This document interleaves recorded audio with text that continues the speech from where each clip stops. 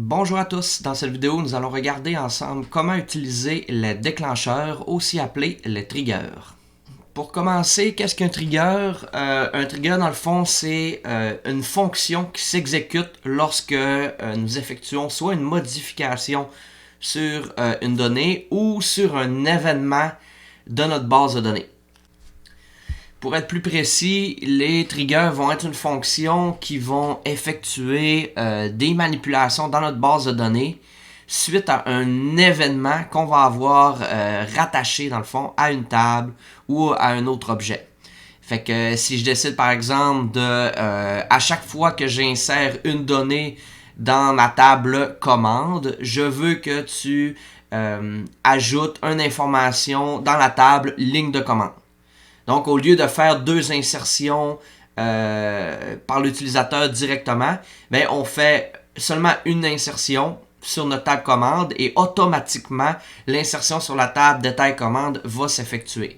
Vous allez voir tout au cours du vidéo, de la capsule, on va voir comment les créer, comment les effacer et comment les utiliser. Premièrement, la création de notre trigger va se faire en deux étapes. Il faut créer notre fonction qui va retourner un trigger. Puis ensuite de ça, il faut lier cette fonction-là à une table ou un événement en particulier.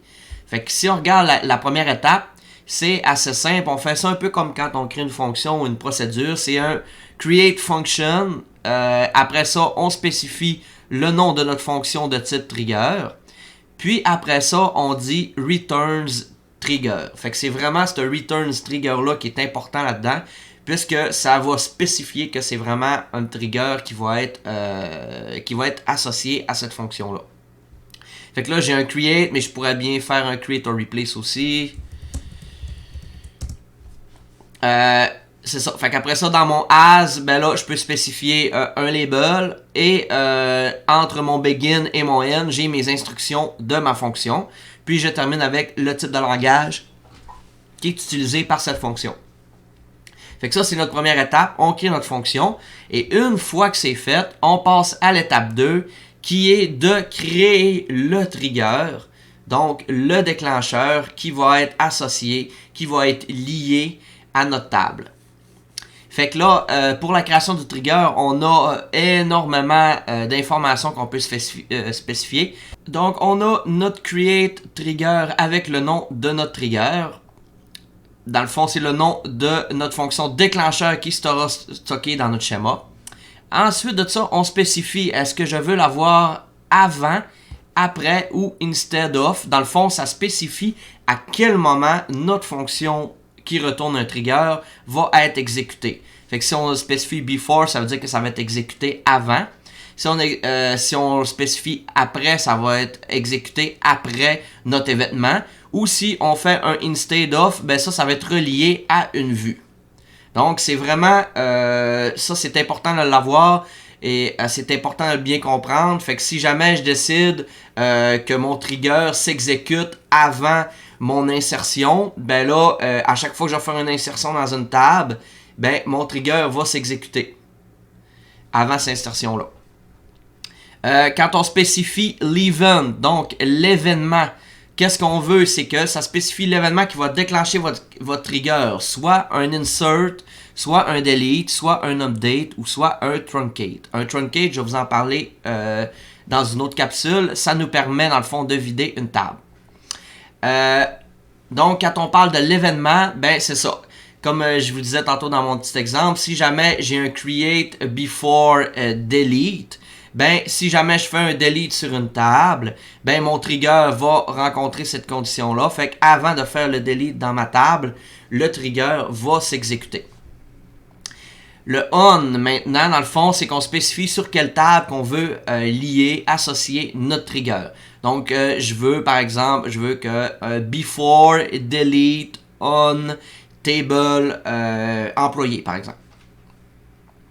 For each row et for each statement, ça, dans le fond, c'est deux types de déclencheurs différents. On a un row level. Dans le fond, quand on utilise celui-là, c'est que le déclencheur va s'effectuer autant de fois qu'un enregistrement va rencontrer les critères. Donc, à chaque fois qu'on va lire notre table où est-ce qu'on a un déclencheur de lié, ben, si jamais chaque enregistrement est vérifié, si jamais il y a une correspondance avec les conditions, ben, le trigger va s'exécuter. Contrairement à un for each statement, dans le fond, c'est un statement level, donc le déclencheur va s'effectuer seulement une fois. Donc, il y a des moments, selon ce qu'on a besoin, où est-ce qu'il faut spécifier soit un ou l'autre. On va voir des exemples un petit peu plus tard. Le when, lui, va être utilisé pour ajouter une condition si on a besoin. Fait que ça veut dire que si on met une condition à cet endroit-là, il faut que la vérification de la condition soit à true. Donc, si jamais la condition est respectée, notre trigger va pouvoir s'exécuter. Il y a quand même des petites particularités qu'il faut faire attention avec le when. C'est sûr que pour les triggers qui sont de type each row, la condition when peut faire référence aux valeurs de colonne des anciennes et des nouvelles en utilisant la notation old et new. On va voir des exemples plus tard, vous allez mieux comprendre. Ensuite de ça, quand on fait un insert, on ne peut pas faire de référence à old. Pourquoi? Parce que on insère une nouvelle donnée, donc nécessairement, il n'y en a pas une ancienne qui est déjà accessible dans notre table. C'est quand même logique. Même chose pour le delete, on ne peut pas faire référence au new. Pourquoi? Parce que on delete un enregistrement dans une table. Donc, il n'y a pas de nouvelle information, on l'enlève. Donc, c'est logique qu'on ne peut pas utiliser le new aussi. Donc, c'est deux particularités à faire attention. On va en parler un petit peu plus tard aussi. Fait qu'on va y aller vraiment avec un exemple là, de base de la création d'un trigger. Fait que si je regarde, j'ai un create trigger que j'appelle check update. Le check update, je veux qu'il s'exécute avant une mise à jour sur la table account. Fait que si jamais j'ai un update on sur la table account, ben mon trigger va se déclencher et avant de faire la mise à jour, avant de faire l'update, il va s'effectuer. Je veux que ça s'effectue sur chacun des enregistrements de ma table account. Puis après ça, j'ai une condition. Quand l'ancienne valeur de ma colonne balance est différente de ma nouvelle valeur de la colonne balance. Et ensuite de ça, qu'est-ce que je veux faire? C'est que je veux que tu exécutes la fonction check account update. Donc, encore là, toutes les conditions sont là. À chaque fois que je vérifie pour chacun des enregistrements dans ma table account, si jamais, quand je fais un update juste avant, si jamais ma balance de mon ancienne valeur est différente de la balance de ma nouvelle valeur, je veux que tu exécutes ma fonction. Pour la suppression d'un déclencheur, si jamais vous voulez enlever l'objet carrément de votre schéma, premièrement, je vous ai placé la documentation officielle ici. Qu'est-ce que ça fait? Ben, c'est pour supprimer la définition d'un déclencheur, évidemment. La manière qu'on va procéder, c'est qu'on va faire un drop trigger. On peut ajouter un if exist. C'est un conseil que je vous donne de l'ajouter. Comme ça nous évite d'avoir peut-être des erreurs dans vos scripts. On donne le nom du trigger qu'on veut supprimer. On spécifie ce trigger-là et sur quelle table. Et on peut ajouter les conditions, les paramètres, soit en cascade ou restrict. Par défaut, c'est un restrict qui va être utilisé. Si on spécifie un cascade, c'est que tous les objets qui vont avoir des dépendances sur ce trigger-là vont être supprimés également. Fait qu'un petit exemple ici, j'ai un drop trigger if exist, trg barre en bas employé, on employé.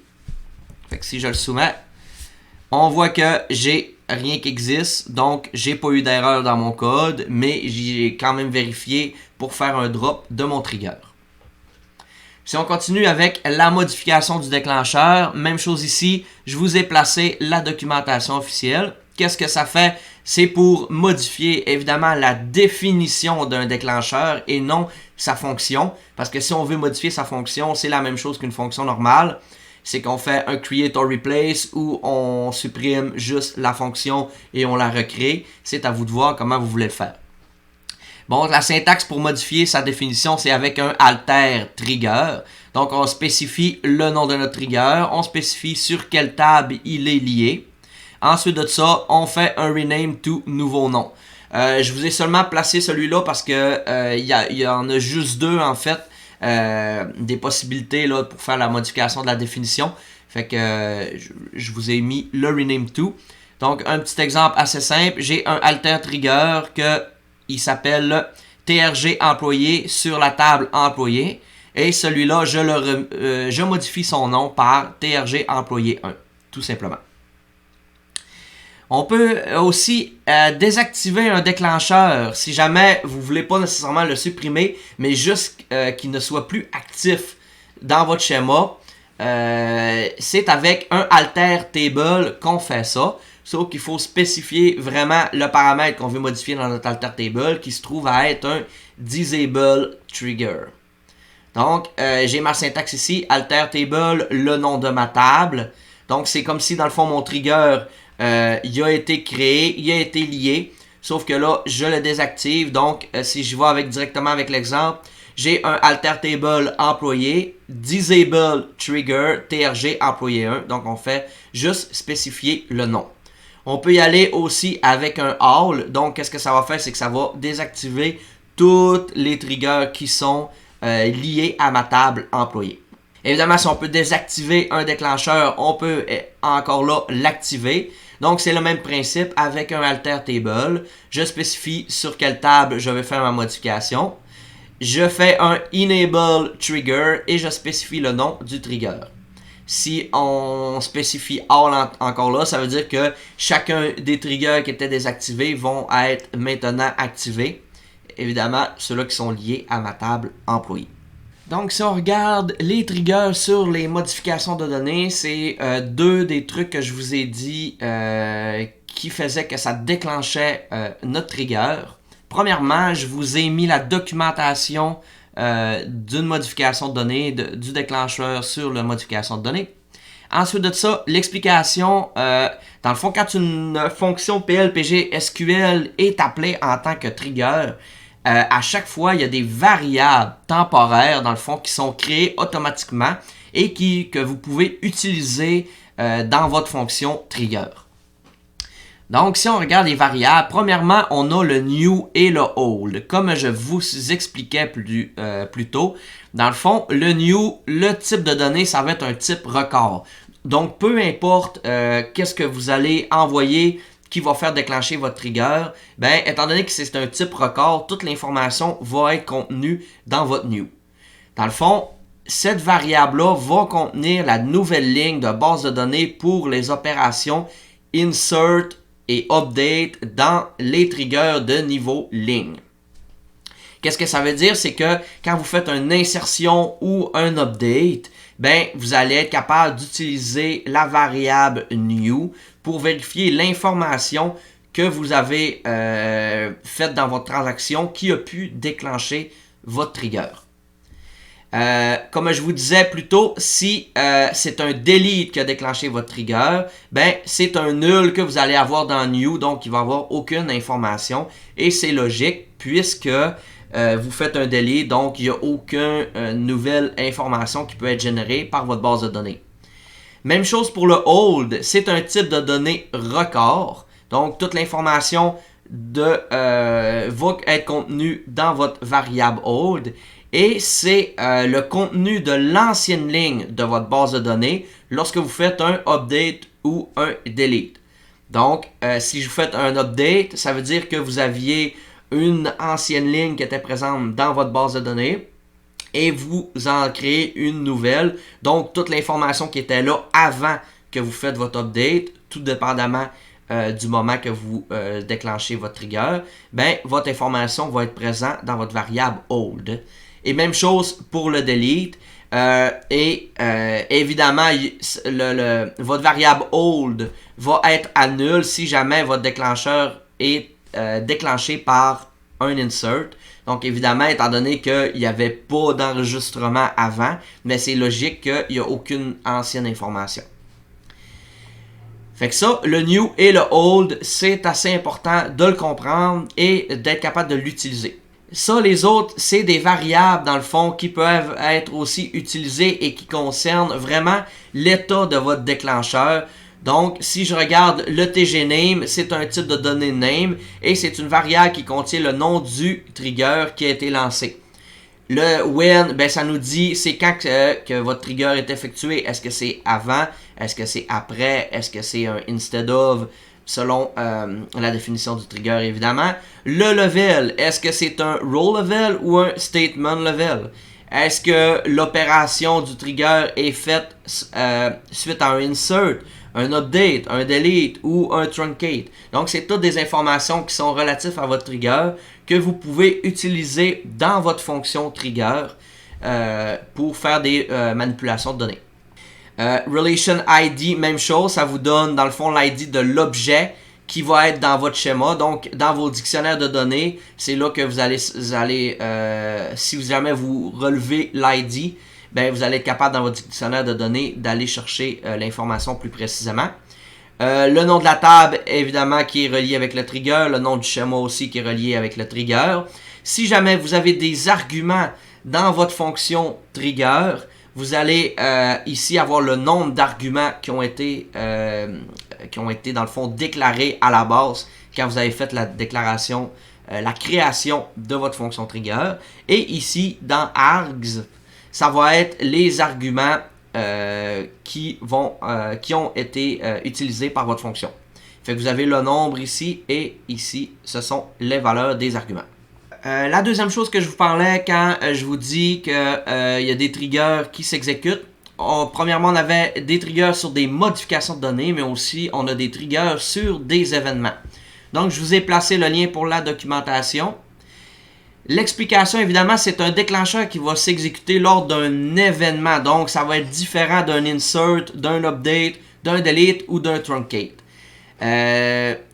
Une chose qui est importante avec ça, c'est qu'il faut absolument être un super user pour pouvoir créer ces triggers-là. Évidemment, étant donné que c'est des événements, donc c'est des manipulations sur le schéma, la base de données en tant que telle, les tables. Donc, c'est pourquoi que faut être un super user, puis il faut savoir quoi faire exactement avec les tables, donc être un administrateur de notre base de données. Qu'est-ce qui est différent ici? Donc, au lieu d'utiliser, dans le fond, comme je vous disais, des inserts, ainsi de suite, on les a mis en catégorie. Donc, ça va être un DDL Command Start, que ça va se déclencher avant l'exécution d'une commande, soit un create, un alter, un drop, un security label, un comment, un grant ou un revoke. Donc, avant l'exécution de ces commandes-là, le trigger, s'il est déclaré avec un DDL Command Start, va s'exécuter avant. Si c'est un DDL Command End, ben, ça va s'exécuter après pour les mêmes commandes qu'on a énumérées auparavant. Ensuite de ça, si c'est un table rewrite, dans le fond, ça va se déclencher juste avant qu'une table soit modifiée par certaines actions des commandes alter table et alter type. Et si c'est un SQL drop qui est défini dans la création du trigger, ben, ça va se déclencher juste avant le trigger sur un événement DDL Command N pour toute opération qui supprime des objets de la base. Donc, c'est vraiment des 4 catégories qui sont utilisées et qui font référence chacune à un bloc dans le fond de commande. On va y aller directement avec l'exemple. Ici, je vais mettre à jour, initialiser dans le fond ma table EMP, je la drop et je la recrée. Ensuite de ça, je fais un drop de ma fonction rapport et je fais la création de cette fonction-là qui renvoie un event trigger, donc c'est différent à tantôt. C'est le returns qui envoie un event trigger, donc il faut vraiment le spécifier de cette façon-là quand c'est un trigger sur un événement. Qu'est-ce que je veux faire? C'est que je veux seulement afficher à l'écran. Bon, mais affiche-moi un rapport sur TG Event et TG Tag qui se trouve à être 2 variables qui sont automatiquement créées quand le trigger est enclenché. Donc, je crée cette fonction-là. Ensuite de ça, je fais un drop de mon trigger sur ma table EMP pour initialiser mon trigger, pour être sûr. Puis après ça, je fais la création. Donc, la manière que ça va procéder, ça va être avec un Create Event Trigger. Je l'appelle rapport. Je spécifie que c'est une exécution qui va s'exécuter on DDL Command Start et qui va exécuter la fonction rapport.